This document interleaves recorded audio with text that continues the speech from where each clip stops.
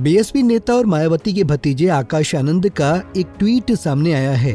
इसके जरिए आकाश ने तेलंगाना के दलित नेता आरएस प्रवीण कुमार और यूपी के युवा दलित चेहरा चंद्रशेखर आजाद रावण पर हमला बोला है। आकाश ने अपने ट्वीट में दोनों नेताओं के संविधान विरोधियों के झांसे में होने की बात कही है। उन्होंने कहा कि बाबा साहब का संविधान बदलने की बात करने वाले दलों से बीएसपी सावधान है और उनकी हर गतिविधि पर नजर रखती है। बता दें कि रविवार को दोपहर आकाश आनंद की ओर से ये ट्वीट किया है। अपने इस ट्वीट को आकाश ने आरएस प्रवीण कुमार को टैग किया है, जिसमें उन्होंने लिखा है कि मीडिया में आए @RS प्रवीण स्वैरोग के बयान को सुनकर काफी दुख हुआ।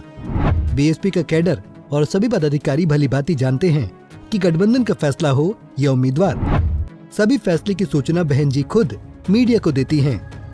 लेकिन तेलंगाना के मामले में जिस तरह से प्रवीण जी ने अपरिपक्वता का परिचय दिया है, वो पार्टी की नीतियों और कार्यशैली के खिलाफ है। अपने इस ट्वीट में आगे आकाश लिखते हैं कि संविधान बदलने की बात करने वाली पार्टी से बीएसपी का गठबंधन बाबा साहेब के मिशन के खिलाफ है। भाजपा के दबाव में गठबंधन तोड़ना तो दूर, बीएसपी के लोग ऐसे लोगों से बातचीत भी करना पसंद नहीं करते हैं। प्रवीण जी और यूपी के युवा साथी भी दलित राजनीति के विरोधियों की साजिश का शिकार हो गए और संविधान विरोधियों के झांसे में आ गए। लेकिन बीएसपी के लोग बहुत समझदार हैं। वो इन संविधान विरोधी लोगों की साजिशों को अच्छे से समझते हैं और कभी भी इनके झांसे में आने वाले नहीं हैं। दरअसल देश में लोकसभा चुनाव का बिगुल बज गया है। निर्वाचन आयोग आम चुनाव की तारीखों का ऐलान कर चुका है। अभी तक इस बार बीएसपी अकेले चुनाव मैदान में उतर रही है। तेलंगाना में प्रवीण कुमार के साथ छोड़ने और यूपी में भीम आर्मी चीफ चंद्रशेखर रावण के चुनाव लड़ने से बीएसपी को दलित वोटों में सेंध लगने का खतरा है।